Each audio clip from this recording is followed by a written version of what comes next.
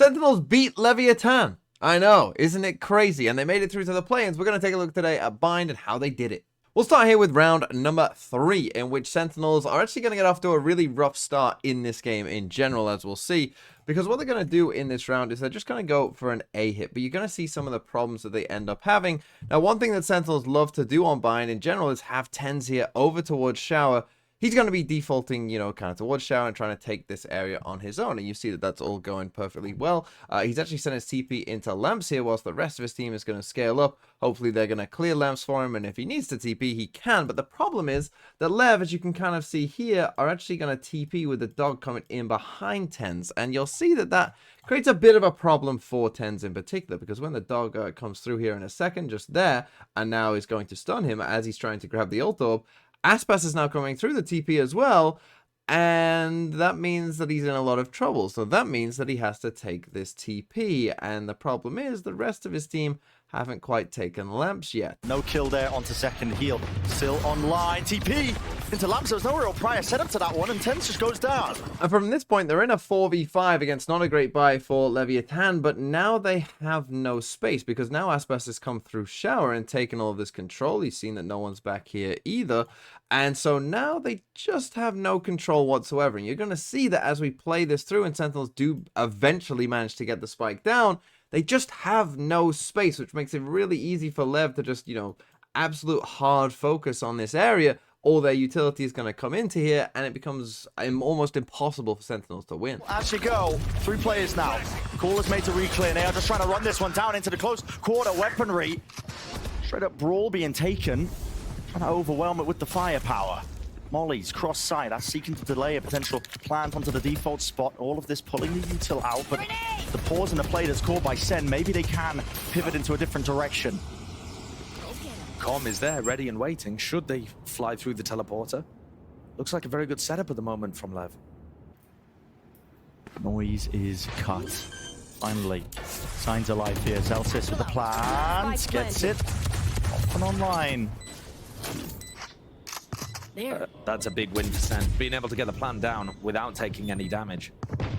There's a player disadvantage. Sen over-peaking themselves a little bit there. John QT going down, only 2 of them left. Second has got to try and hold it down here with the reload. They're going to start to know he's in there, anticipating with the double face. Still, he needs some damage, he needs some kills, he needs something, at least anything right now to make this winnable for his team. Swarmed and overwhelmed. Too much pressure, and Lev with the bonus round conversion. But Sentinels came back in a big way because they found the weakness of Leviatán, and the weakness was these B execs, particularly coming down B long in particular. Because the thing is, Lev's comps doesn't have a ton of stopping power, right? We've got a Gecko here, we got a Harbor here who aren't great for stopping you at the site, a Sky as well, right? Like, there isn't a ton of stopping power in this comp, and so the B site is very hard to retake, so yeah, let's just send it down here if they can't stop us. And in general, and as we see here in this round from Leviatán, I think that they were maybe a little too passive, giving Sentinels a little too much respect. In that bonus round, they took a risk, they took a gamble, it worked, right? It got them a kill, essentially, on 10s here. But this one, you see, we've got 3 players towards A. This is our strong side, so we would expect to be, challenging something here. But you can see they're not really doing that. And 10s just walks into Shower for free, perhaps makes a bit of noise, but then his TP is back here over towards B. And so now he's over here. Now they've beat the rotations if they want to go fast B, which is what they do. So you see the dog comes in, the stimmies go, and now we're just fast execing on you. And as I said, they don't have a ton of stopping power left, so now you'll see with the nade, the Seekers are coming out as well. We're going to get 10s TPing into here, we're going to get flashes galore, and it's just too fast for Leviatán, and Sentinels win the round. Into the back of the site now with the nade really clear this one out. Aspas out wide here, damage, bullet spraying going wide still. They haven't contained Hookah. One player sitting there, takes him to the back, and he attempts to hit the transfer, but only 1 kill. Tap with the rifle still. Dodging and juking with the movement, not quite enough there, and there's a reason why King wasn't swinging. He's only got the judge to his name. They've navigated this perfectly. What a mid-round call. Center off to A.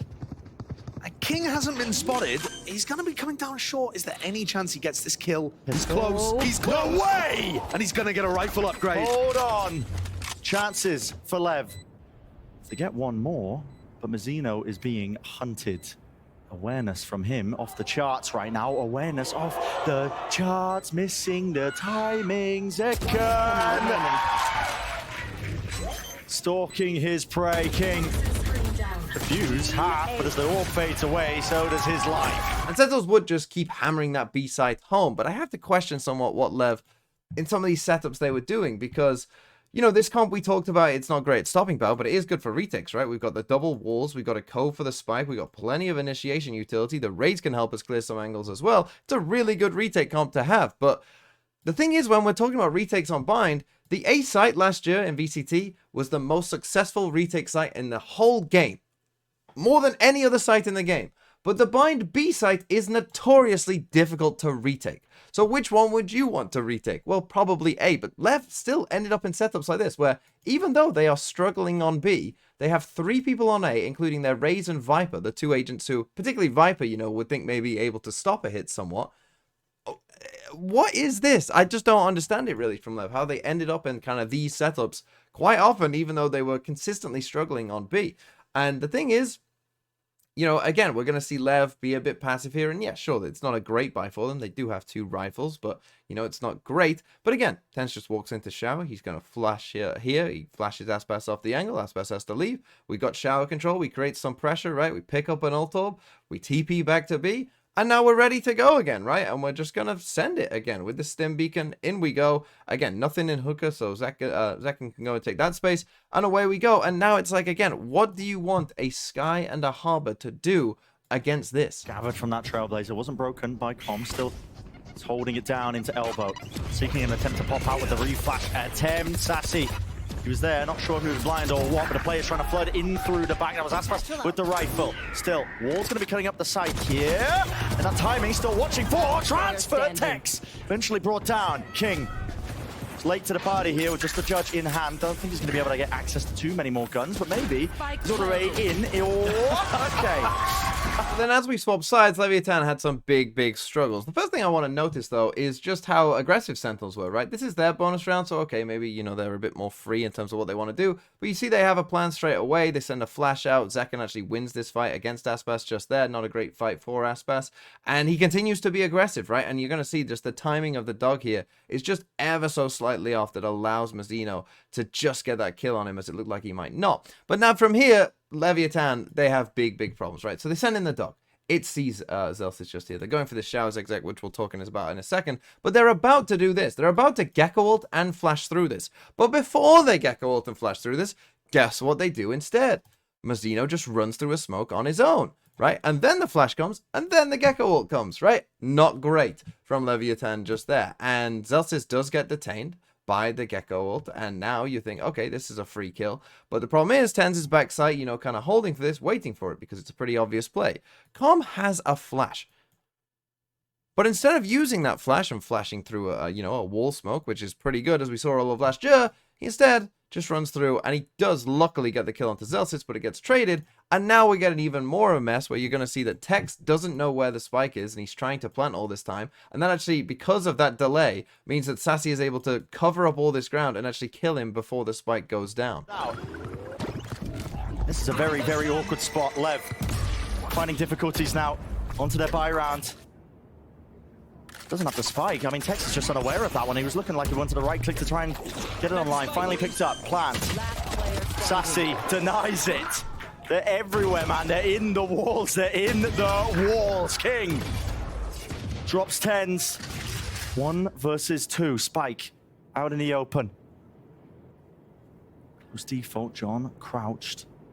Do they have anybody eyes on to watch this? But Leviatán went for a Showers exec there, which is quite weird, but it's a play that they've been going for quite often, and they did against Sentinels as well, but they've been doing it against Loud, they did it against 100 Thieves as well, and here's an example of when it goes right. For the last round of the half, they were looking for that early pressure, trying to catch some players off guard towards Showers, but now we finally see a slower default, but still controlled towards the A side for Leviatán. 100 Thieves now 4-4 on rounds. They get the first kill. It's just too much for Lev to keep a sight. A man down. Short A is the play. Harbor Wall already used. A little bit of a different look here from Leviatán. Exactly. Split out the site, control the front. They have a pit to work with for the pulse plant in Leviatán.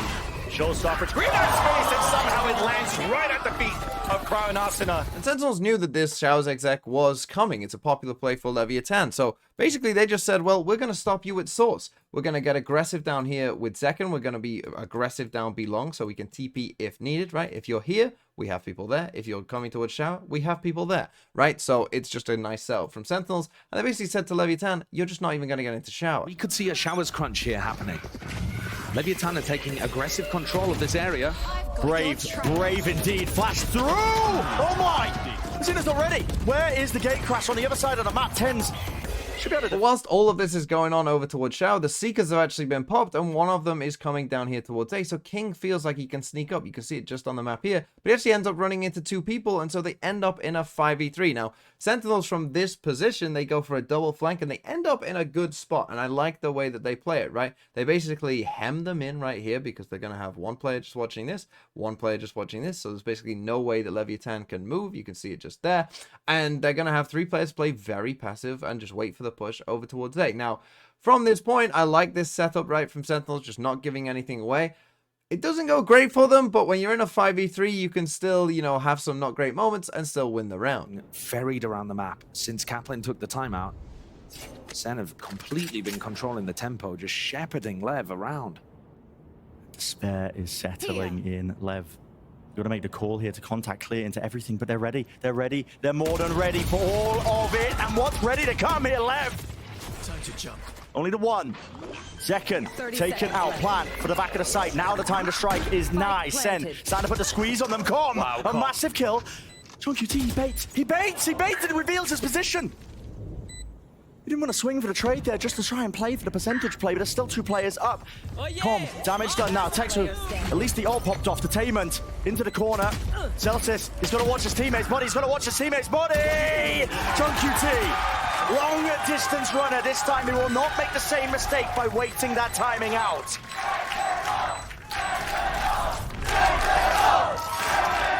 One round.